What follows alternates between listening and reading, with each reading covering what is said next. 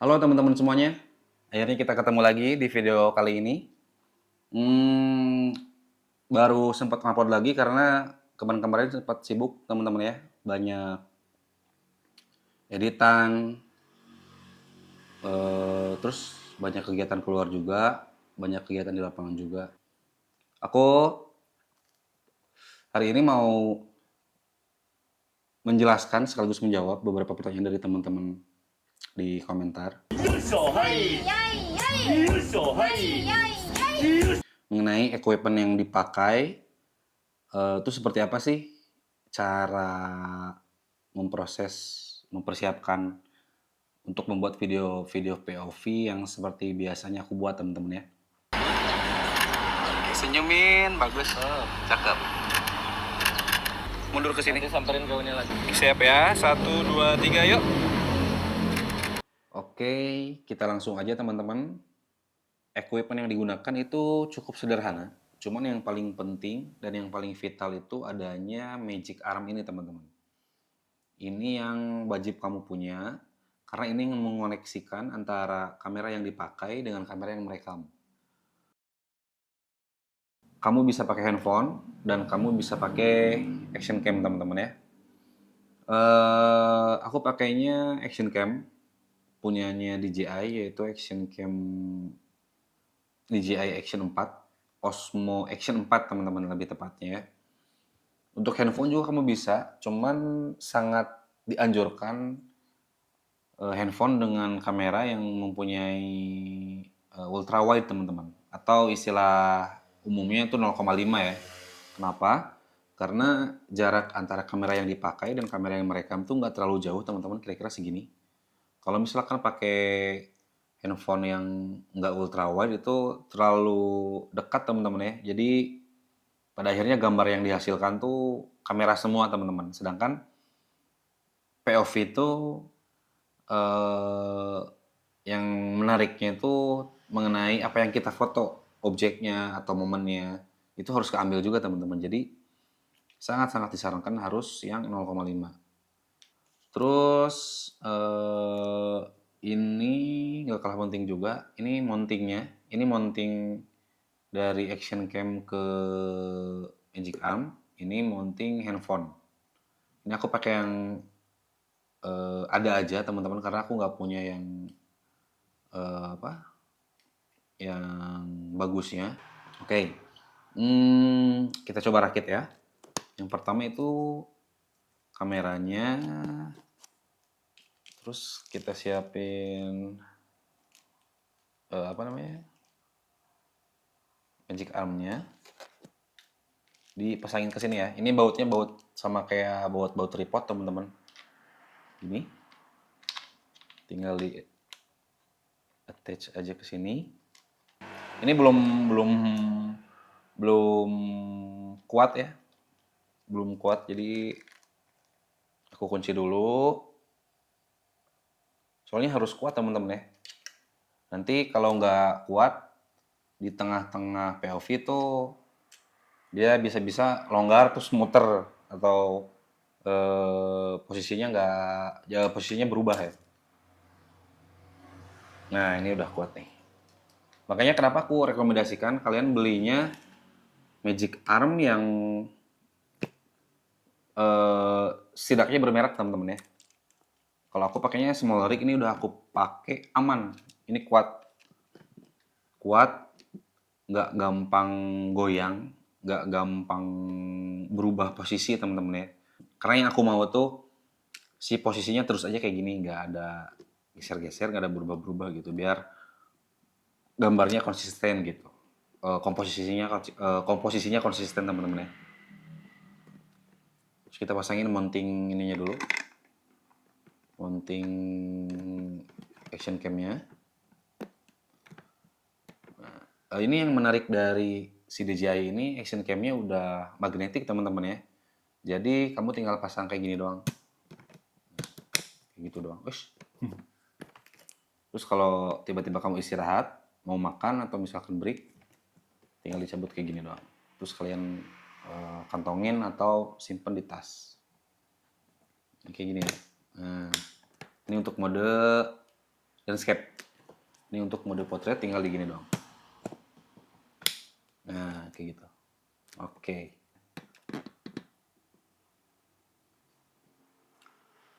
Aku agak simpen ke atas, agak komposisiin ke atas segini biar apa namanya? Objeknya juga kelihatan teman-teman ya. Jadi nggak kehalangin sama kamera. Jadi pada akhirnya nanti si yang nonton bisa lihat screen kamera kamu, terus bisa ngelihat si objek yang di fotonya juga atau momen yang terjadinya juga. Nah, kayak gini teman. Oh, kayak gini. Nah, oke. Digi Action Cam ini punya fitur stabilizer teman-teman ya. Apa? Axis. Nah, untuk sensasi attach yang lebih mantap itu lebih bagus dimatiin teman-teman. Kalau buat aku lebih suka yang nggak pakai stabilizer. Jadi benar-benar sensasi attach-nya enak gitu. Ini walaupun ada beberapa orang yang komentar agak pusing katanya karena eh, lagi motret landscape terus tiba-tiba potret kayak gini gitu kan. Kayak gini. Itu ya risikonya kayak gitu. Ini kayak gini. Cukup sederhana teman-teman ya. Cuman pada akhirnya agak sedikit kalau belum terbiasa agak sedikit apa ya kagok teman-teman ya, kurang nyaman karena bebannya nambah. Ini nggak tahu berapa gram ya, nggak sampai sekilo sih kayaknya, cuman ya lumayan gitu, terus teknik POV seperti ini itu sangat diwajibkan pakai mirrorless teman-teman karena kalau misalkan pakai SLR tuh live view fokusnya lama teman-teman ya, lemot, eh, sangat tidak disarankan. Kenapa? Karena kita udah nggak bisa main viewfinder lagi teman-teman, kita udah nggak bisa ngeceng-ngeceng gini lagi gitu. Jadi diwajibkan pakainya mirrorless karena mirrorless live view-nya cepat fokusnya teman-teman ya, karena memang dia diciptakan untuk seperti itu. Beda dengan SLR yang cepatnya di mode viewfinder. Kurang tahu juga sih apakah ada SLR yang live view-nya juga cepat fokusnya seperti mirrorless teman-teman. Cuman sejauh ini aku belum nemu. Kalaupun ada pasti mahal ya. Nah kayak gini. Ini untuk action cam. Kalau misalnya kamu nggak punya action cam, kamu juga tetap bisa melakukan POV teman-teman, tapi menggunakan handphone. Kita coba pakai handphone ya. Ini kita cabut dulu. Ini dudukan action cam-nya kita cabut dulu. Kita pakaiin dudukan punyanya handphone ya. Ini kayak gini.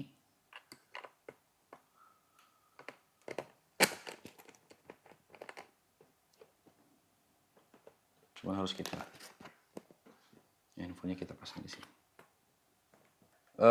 Handphone itu kalau aku sih ini pakai contoh handphone iPhone 5 ya teman-teman, ringan.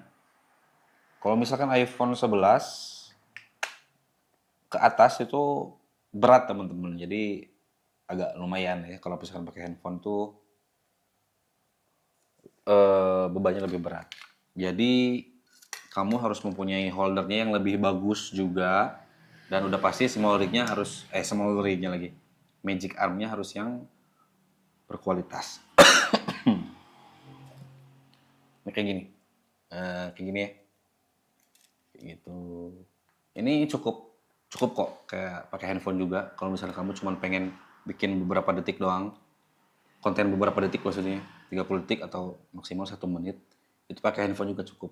Kalian bisa pilih di momen-momen wedding tertentu untuk menggunakannya, apakah itu di beauty shot, di make up preparation, di ijab kabul, di sungkem, di prosesi adat, atau di foto tour, foto pose, apapun terserah kalian yang sekiranya kalian pikir bagus untuk dibagikan ke audiens di sosial media. Nah, Untuk handphone ini sangat disarankan iPhone 11 teman-teman ya. Kenapa? Karena hmm, yang pertama itu 0,5-nya teman-teman. Seperti yang aku bilang tadi itu harus 0,5. Yang kedua, fokus. Aku nggak tahu di handphone lain. Cuma di handphone Google Pixel aku yang 0,6 ini, si fokusnya tuh all focus teman-teman. Jadi fokusnya lebih ke belakang teman-teman. Jadi si kameranya itu agak agak ngeblur, agak apa ya? Yang ngeblur ya, agak ngeblur. Nah, sebenarnya jangankan di handphone-handphone yang lain, action cam juga sebenarnya all focus teman-teman. Fokusnya jadi ke belakang, ke momen yang terjadi, ke objek yang kita foto. Sedangkan si kameranya tuh ngeblur teman-teman. Nah, kalau misalkan si iPhone 11 ini, aku nggak tahu di iPhone 12 dan yang lain yang ke atasnya. Aku karena cuma pernah pakai yang iPhone 11 doang, itu ultra wide-nya 0,5-nya tuh fokusnya bisa ke depan ke belakang teman-teman ya. Kita kunci di kamera misalkan, itu lebih bagus karena lebih berdimensi teman-teman. Video POV-nya lebih bagus lah. Lebih bagus kalau misalkan pakai yang Google Pixel aku ini fokusnya tuh ke belakang. Jadi si kameranya ngeblur gitu. Akhirnya screen di kameranya tuh nggak kelihatan jelas teman-teman ya. Sedangkan ada kalanya di beberapa momen aku pengen ngeliatin gimana tampil framing di kamera gitu. Apa yang terjadi dengan yang di kamera tuh pengennya kelihatan teman-teman ya. Nah itu kayak gitu. Apalagi ya? Kayaknya cukup teman-teman ya. Ini yang biasa aku pakai tuh seperti ini teman-teman. Memang agak berat. Kalau misalkan aku lagi kerja biasanya aku pegangnya ininya aja kayak gini. Aku nggak pakai strap teman-teman ya, karena aku pakai holster pinggang. Jadi nggak terlalu ribet dengan tali-tali strap. Kayak gini doang teman-teman. Nah gitu. Keren nggak? Sangat disarankan ya di zaman sekarang ini. Karena entah kenapa orang-orang tuh lebih tertarik sama prosesnya teman-teman dibanding sama hasilnya. Mereka penasaran sama bagaimana sih cara bikinnya. Mereka lebih penasaran dengan breakdown hasil karya tersebut. Makanya kenapa aku pada akhirnya ikutan bikin video-video kayak gini teman-teman. Karena mengikuti zaman ya, mengikuti zaman. Intinya sih gitu ya. Apa yang klien mau, apa yang audiens mau, pada akhirnya aku harus ikut mengemas, aku harus ikut membuat teman-teman, karena itu adalah tanggung jawab aku sebagai penjual jasa foto teman-teman ya. Aku harus membuat klien-klienku merasa aman dalam artian vendor yang mengerjakan project mereka setidaknya tahu apa yang mereka kerjakan. Makanya kenapa aku membuat video-video kayak gini, membuat video-video POV, salah satunya untuk meningkatkan kepercayaan calon-calon klien dan meyakinkan klien-klien yang sedang aku kerjakan juga biar mereka lebih yakin aja gitu ya. Kayak gitu teman-teman, cukup sekian mungkin ya video kali ini. Semoga penjelasannya jelas. Untuk yang mau ditanyain boleh di kolom komentar aja. Nanti aku cantumin juga link-link pembelian Magic Arm-nya, action cam-nya juga. Aku rasa segitu aja teman-teman ya. Terima kasih atas perhatiannya. Sampai jumpa di video selanjutnya. Bye bye. Please subscribe, whatever.